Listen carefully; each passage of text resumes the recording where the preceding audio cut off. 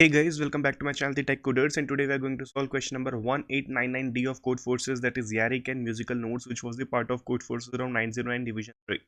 Okay, तो इतना लंबा चीज पढ़ने से अच्छा ना अपन शॉर्टकट में समझते हैं एग्जैक्टली क्वेश्चन में क्या बोल रहा है। तो देखो क्वेश्चन में ना ये बोल रहा है कि यारिक एक बंदा है जिसे ना म्यूजिक बनाना है, ठीक है, जैसे ना म्यूजिक बनाना है। और म्यूजिक कैसे बनेगा? जब हम नोट 1 और नोट 2 को कंबाइन करेंगे ना, तब हमारा एक म्यूजिक बनेगा। ठीक है, अब ये नोट 1 नोट 2 क्या है वो समझते हैं।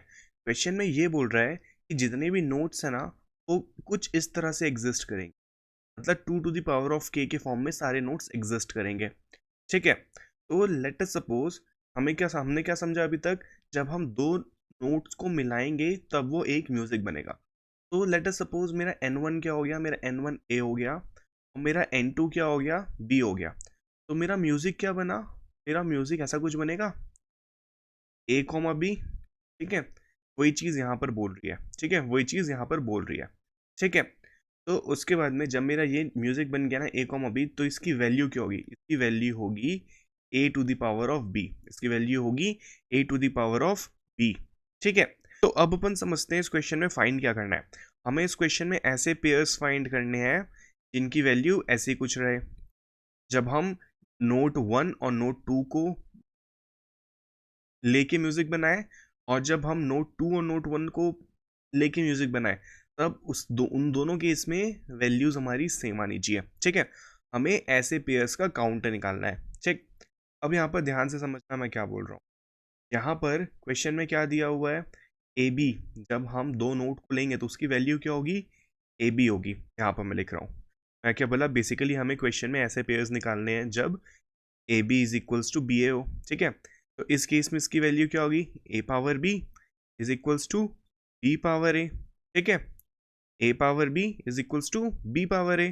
ठीक है, तो अब देखो मैं क्या बोला, सबसे पहले ही आपको बोला था जो भी मेरी नोट होगी ना वो 2 to the power of k के फॉर्म में रहेगी। तो मैं बोलता हूँ जो मेरी ए नोट है ना वो 2 to the power of a के फॉर्म में है, मेरी बी नोट है मेरी 2 to the power of b के फॉर्म में है। ठीक है, तो इसको कैसे लिख सकता हूँ? अब मैं इसको ऐसा कुछ लिख सकता हूँ, 2 to the power of a का 2 to the power of b is equal to 2 to the power of b का power 2 to the power of a।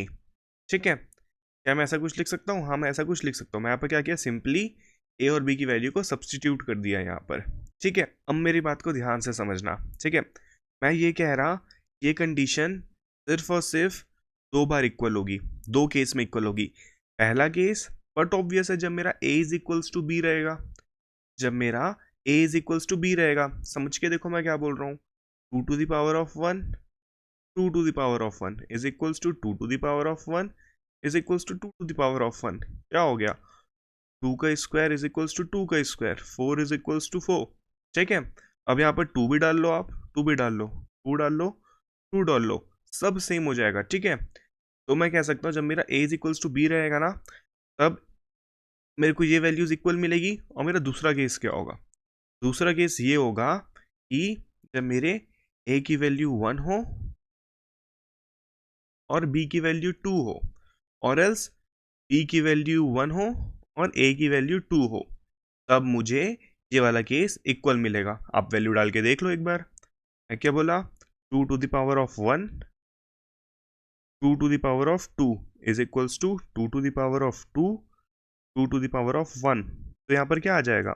यहाँ पर यही आएगा, 2 to the power of 4 is equals to 2 to the power of 4, which can be written as 16 is equals to 16। समझे मैं क्या बोला? ठीक है, आप उसको रेसिप्रोकेट कर दो, यहाँ पर 2 डाल दो, यहाँ पर 1 डाल दो, यहाँ पर 1 डाल दो, यहाँ पर 2 डाल दो।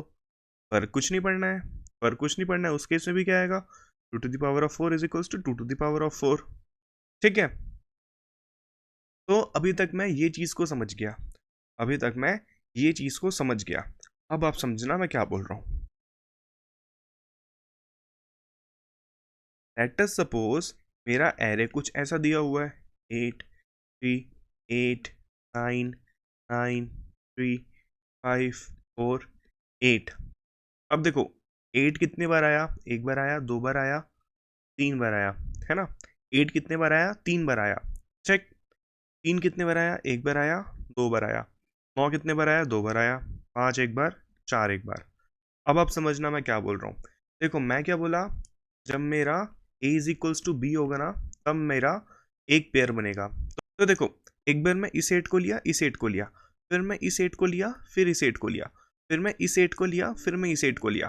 अब देखो, एट के काउंट कितने थे, एट के काउंट थे 3। मैं एट को लिया कितने बार, 3 बार।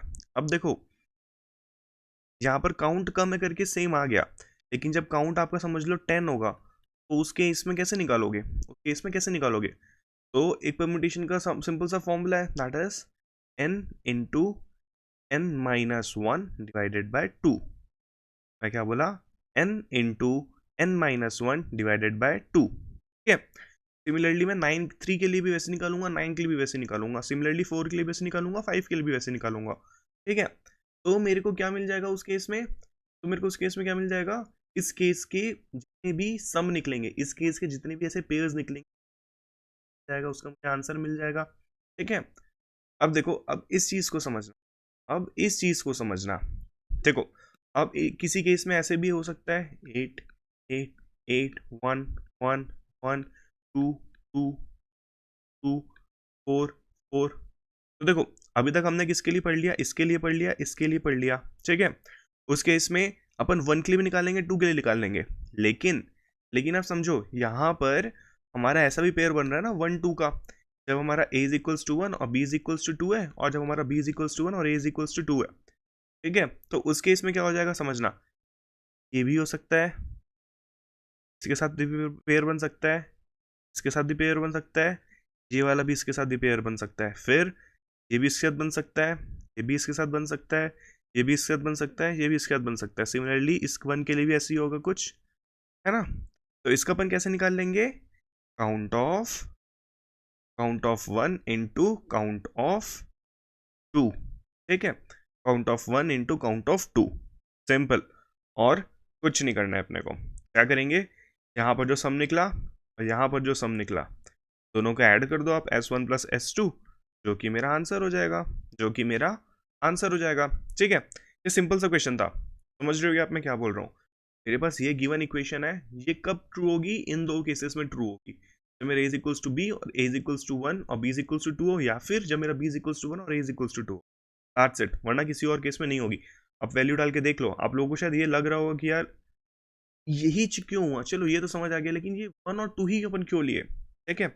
ये शायद आपके मन में आ रहा होगा, बट यहाँ पर आप वैल्यू डाल के देख लो, आप समझ जाओगे हमने 1 और 2 क्यों लिया। ठीक है। बिकॉज जब भी वैल्यू हमारी 3 और 3 से बड़ी होगी ना, उस केस में हमारा ये कंडीशन कभी भी ट्रू नहीं होगा।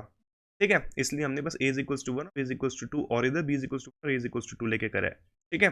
अब अपन इसके कोड को समझते हैं, एग्जैक्टली काम कैसे करेगा कोड।